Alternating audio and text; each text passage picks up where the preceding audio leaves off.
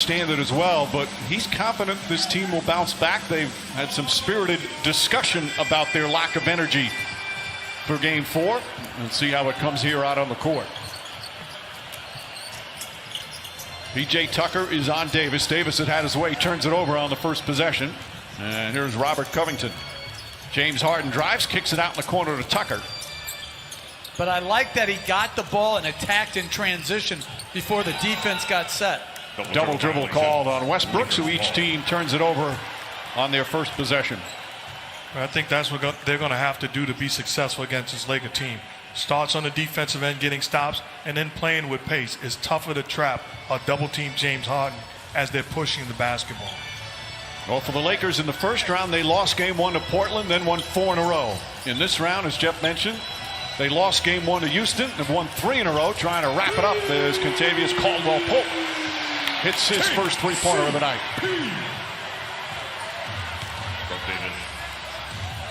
And the Laker defense has been just superb, and that's what Frank Vogel has talked quite a bit about. Thought his team defense the other night in the victory was sensational. PJ Tucker misses on the layup.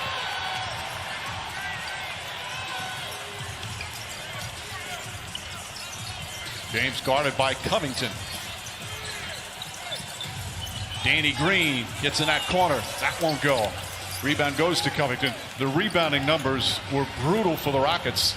Lakers out-rebounded them 52-26. Westbrook, Covington. But that's 2 times Harden is driven without shooting. That's a third drive, and he shot the ball. He's right at the basket. To throw it out sometimes, even though it's an unselfish play, it may not be as an effective play.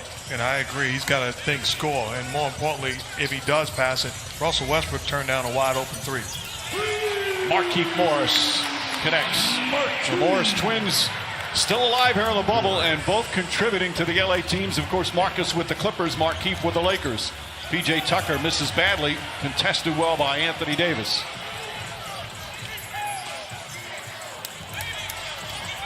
Since game 1, the Lakers have had good starts. James drives inside, finds some room, and banks it home. Had his mind made up, played one-on-one defensively, took advantage of his matchup.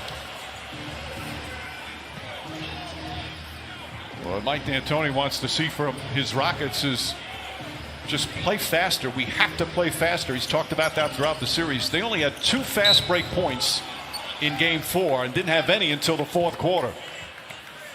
There's a foul call against the Lakers. Here's what we're talking about. Rockets playing Covington one-on-one against LeBron James.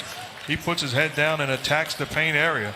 That's tough to defend and a tall task for any individual defender. But that's half-hearted help, too.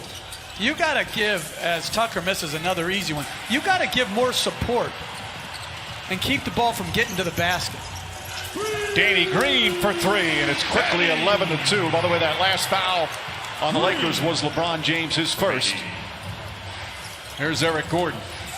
Gordon falls down, but it finds its way to Covington, and Covington misses the layup. They've missed about 4 point-blank range shots at the rim.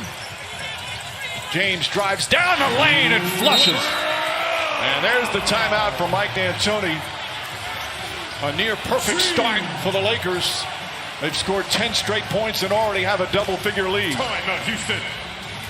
Well, when you turn it over against the Lakers, they're devastating in transition. And here, LeBron James, full head of steam and very little resistance at the basket.